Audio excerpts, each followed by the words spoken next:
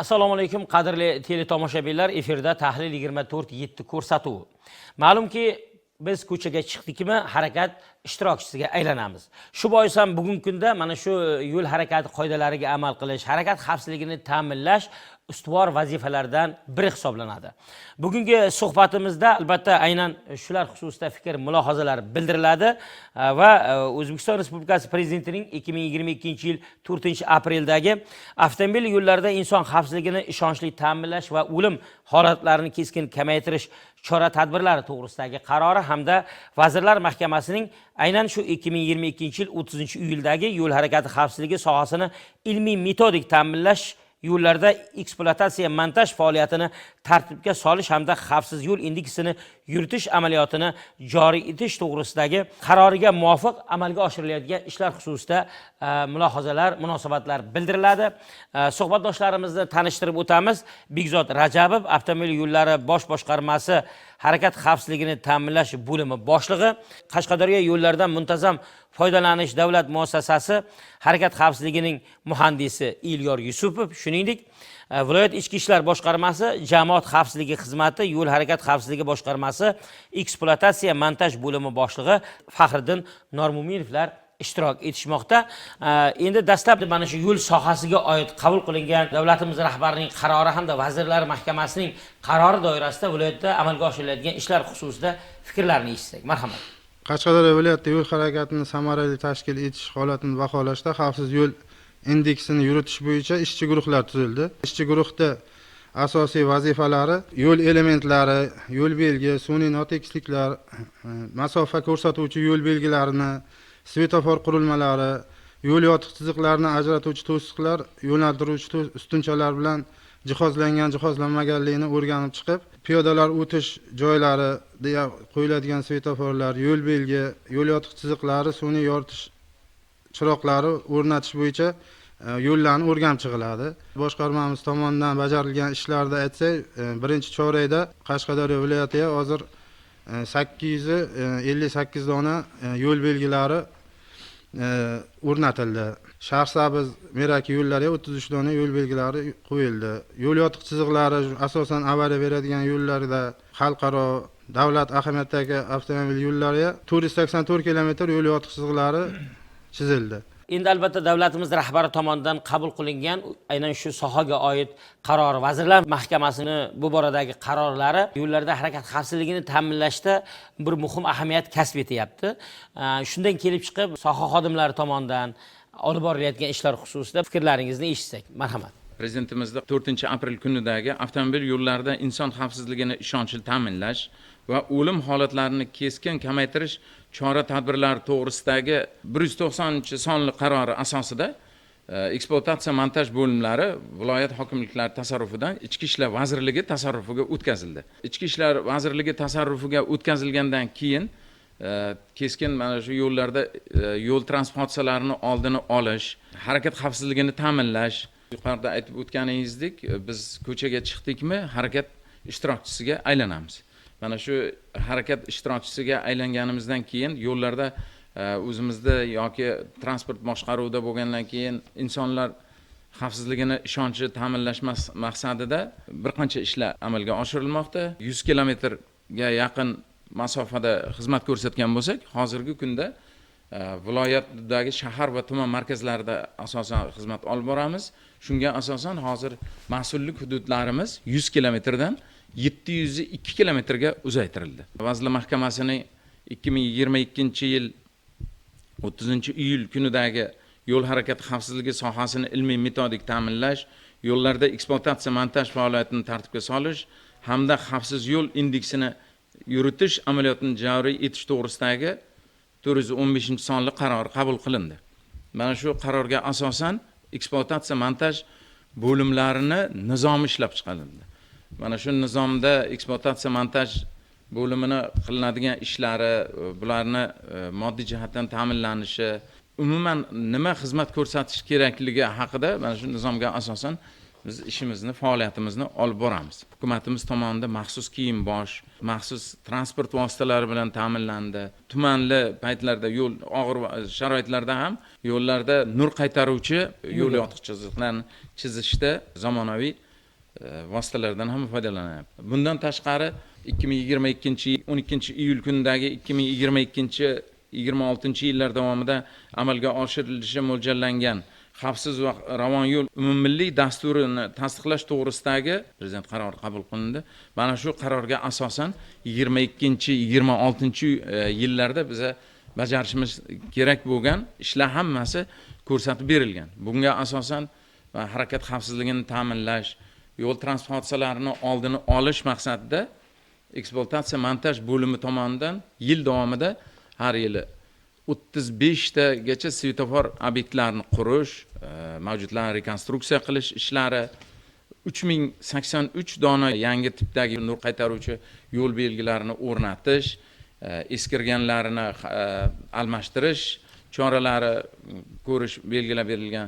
Bundan tashqari axborot yo'l ko'rsatuvchi, dastlabki yo'naltiruvchi 1550 dona yo'l belgilarini o'rnatish ham ko'zda tutilgan. 2022-yildan hozirgi kungacha yillik rejalarimiz hammasi to'liq bajarilgan. Mana shu joriy yilning shu buguniga qadar mo'ljallangan ishlarimizni 40% ga yaqini bajarib bo'lindi. Mamlakatimizda avtomobil sanoati ishlab chiqarish keskin hozir rivojlanib ketdi. Mana shu rivojlanish natijasida ko'chalarimizda tirbandliklar paydo bo'lyapti. Mana shuni oldini olish, keyin hozirgi kunda mana chet el mehmonlari ko'plab respublikamizga, qolaversa viloyatimizga ham tashrif ko'paymoqda. Bularni e'tiborini jalb qilish, xavfsizligini ta'minlash maqsadida yana ham birmuncha ishlar amalga oshirilmoqda. Hozirgi davrimizda mana endi yo'q emas, yo'l transport hodisalari baribir borki sodir bo'lib turibdi. Bir necha marta sodir bo'layotgan yo'l transport hodisalari, o'shalarni avariya o'choqlarini aniqlash ishlari ham olib borilmoqda. Yo'l transport hodisalari sodir bo'lgan joylarda avariya o'choqlarini bartaraf etish masalasi ham ko'rilib, yo'llarda kerakli bo'lgan vositalarni o'rnatish, endi ya'ni kim piyodalar o'tish joylari yoki qarilib olish joylarida tungi vaqtlarda yoritish ishlari yoki hozirgi paytda ko'ryapsiz, zamonaviy svetofor obyektlari qurilmoqda. Hukumatimiz bevosita e'tibori asosida Qarshi shahrining o'zida 10 ga yaqin zamonaviy tipdagi svetofor obyektlar qurildi. Bular ovoz chiqarish moslamalari bilan ham ta'minlangan, ko'zi ojiz yoki imkoniyati cheklangan kishilarni ham yo'llarni kesib o'tishda bemalol harakatlanishi uchun sharoitlar yaratilmoqda. Yana bir narsani ta'kidlab o'tish joizki, Vazirlar Mahkamasining 172-sonli qarori asosida yangi yo'l harakat qoidalariga o'zgartirishlar kiritildi. Bu o'zgartirishlarga asosan shahar tuman markazlarida aholi gavjum harakatlanish ko'p bo'lganligi sababli tezlikni 70 km/soatdan 60 km/soatga tushirildi. Bunda ilmiy metodik o'rganishlar natijasida tezlik qancha sekinlanganda yo'l transport hodisasi sodir bo'lganda ham insonlarga yetkaziladigan tan jarohatlari ancha kamayishi kuzatilgan. Bundan tashqari hozirgi kunda mana shu xavfsiz va ravon yo'l umummilliy dasturi asosida maktablarda, bog'chalarda ham bir qancha ishlar amalga oshirilmoqda. Maktablarda yo'l harakat qoidalarini o'rgatish sinfxonalari tashkil etilyapti. Barcha jihozlar bilan jihozlanib, o'quvchilarga tushunchalar berib borilmoqda. Bundan tashqari davlat maktabgacha ta'lim muassasalarida ham xonalar tashkil qilinyapti. Yo'l harakati qoidalari bolalikdan boshlanadi shiori asosida yo'l harakati qoidalarini o'rgatish choralari ko'rilmoqda. Milliy dastur asosida mana shu yilning o'zida viloyatimizdagi 270 ta maktablarda yo'l harakati qoidalarini o'rgatish sinfxonalari tashkil etiladi. 95 ta davlat maktabgacha ta'lim tashkilotlarining tarbiyalanuvchilari uchun yo'l harakati qoidalarini o'rgatish maydonchalari tashkil etiladi. Bu ham albatta harakat xavfsizligini ta'minlashga sezilarli xizmat qiladi. Yo'llar bilan bog'liq jarayonlar ko'pchilikning diqqat e'tiborida bo'ladi. Aynan bugun o'sha zamonaviy yo'llar qurilishi, yo'llar qurilish sohasidagi o'zgarishlar harakat xavfsizligini ta'minlashda ham bir muhim ahamiyatga ega. Bu borada davlat muassasasi tomonidan olib borilayotgan ishlar, o'sha xavfsiz yo'l indeksini yuritish bo'yicha yo'lsozlarni qo'shayotgan hissasi haqida ham fikrlarni eshitsak. Albatta, mana prezidentimizning qarori ayni muddao bo'ldi. Mana o'tgan yili misol qilib keltiradigan bo'lsak, 10 taga yaqin xalqaro ahamiyatdagi yo'llarda ham zamonaviy svetofor qurilmalari o'rnatildi. Maktab, bog'cha oldilarida nur qaytaruvchi piyodalar yo'laklari qurildi. Undan tashqari mana hozir zamonaviy quyosh batareykalari bilan ishlaydigan svetofor qurilmalari ham o'rnatildi. 2025-yil 1-chorak davomida 5 ta eskirib qolgan svetofor qurilmalari qayta ta'mirlandi. 4 dona svetofor qurilmasi o'rnatildi. Bundan tashqari mana yo'llarimizda yotiq yo'l chiziqlarini bosqichma-bosqich bajarib borilyapti. O'zimizda oldimizga qo'ygan rejalarimiz bor. Yuk ko'tarish qobiliyati ortiqcha bo'lgan texnikalarni tartibga solish uchun tarozilar o'rnatilmoqda. Qo'shimcha qilish joizki, prezidentimiz ko'rsatmalari asosida Qarshi shahridagi 6 ta ko'chada to'liq yo'llarni rekonstruksiya qilish ishlari amalga oshirildi. Yo'llarimiz keng, ravon yo'llarga aylandi. Harakat ishtirokchilari uchun juda qulayliklar yaratildi. Mana shu asfaltlashtirish bilan birgalikda yangi yo'l belgilari, nur qaytaruvchi yo'l belgilari o'rnatildi. Umuman olganda hozir yana hukumatimiz tashabbusi bilan ekspluatatsiya montaj bo'limi tomonidan bir narsani aytib o'tish kerak. 14 dona svetofor qurilmalari, innovatsion svetofor qurilmalari olib kelindi. Bu svetofor qurilmalari quyosh panellari yordamida ishlatiladi. Shahar tumanlarga mana shu elektr energiyasi bilan uzilish mumkin bo'lgan joylarda maktablar oldida, ta'lim muassasalari oldiga o'rnatilib, to'liq ish faoliyatiga keltirilgan, ishlab turmoqda. Bundan tashqari ta'lim muassasalari oldida tezlikni 30 kilometrgacha cheklovchi yo'l belgilari ham o'rnatib chiqildi. Yuqorida aytib o'tilgan qarorlardan asosiy maqsadimiz insonlarning hayotini saqlab qolish, yo'l harakati ishtirokchilariga to'liq qulayliklar, shart-sharoitlar yaratish, kelgusida mana shu qarorlar ijrosini ta'minlash maqsadida Ichki ishlar boshqarmasi, yo'l harakati xavfsizligi boshqarmasi tomonidan aniq reja tadbirlar ishlab chiqilgan va hozirgi kunda to'liq mana shu rejalarni bajarish ishlari olib borilmoqda. Rahmat, endi mana shu yo'l qurilish sohasidagi ishlarga ham bir fikr bildirib o'tsangiz, bugun o'sha talab darajasidami tumanlarda, shaharlarda qurilayotgan yo'llar?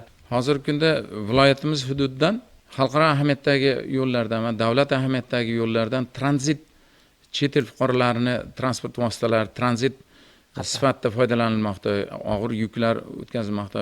Shularga yana ham o'zimizni aholimizga qulaylik yaratish maqsadida ko'plab ishlar amalga oshirilmoqda. Mana hozir yo'llar sun'iy yoritilmoqda. Zamonaviy asfalt beton qoplamalari bilan jihozlanib kelmoqda. Umuman aytganda hozir yo'llarimiz oldingiga nisbatan juda ham o'zgarish, yaxshi, sanoatimiz jadal rivojlanib bormoqda. Juda ko'plab qurilish ishlari, uylar, joylar qurilishi bo'layotgan. Endi o'shalarga hozir xizmat ko'rsatish maqsadida og'ir yuk tashuvchi transport vositalaridan ham foydalanilmoqda. Mana shu og'ir yuk tashuvchi transport vositalarini ko'plab harakatlanishi natijasida yo'llarimizda nosozliklar yuzaga kelmoqda. Mana shu nosozliklarni oldini olish maqsadida avtomobil yo'llari boshqarmasi tomonidan og'ir vazndagi yuklarni cheklash maqsadida tarozilar olib kelindi. Yo'l harakati xavfsizligi boshqarmasi bilan birgalikda mana shu tarozilardan foydalanish ishlari ham hozir yo'lga qo'yilgan. Maqsadimiz mana shu yo'llarda harakat xavfsizligini ta'minlash, yo'l transport hodisalarini oldini olish, oldimizga qo'yilgan ko'zlangan maqsadlarga erishish. Rahmat, albatta bugungi mana shu suhbatimiz jarayonida davlatimiz rahbari tomonidan qabul qilingan hamda Vazirlar Mahkamasi tomonidan qabul qilingan tegishli qarorlar xususida fikr, mulohazalar bildirildi va shu qaror doirasida olib borilayotgan ishlar, uning o'ziga xos mazmun, mohiyati xususida biz kerakli bir ma'lumotlarga ega bo'ldik. Mazmunli suhbat hamda tashriflaringiz uchun minnatdorchilik bildiramiz. Qadrli teletomoshabinlar, biz uchun ajratilgan vaqt o'z nihoyasiga yetib boryapti. Kelgusi ko'rsatuvlarimiz orqali ko'rishguncha xayr, salomat bo'ling.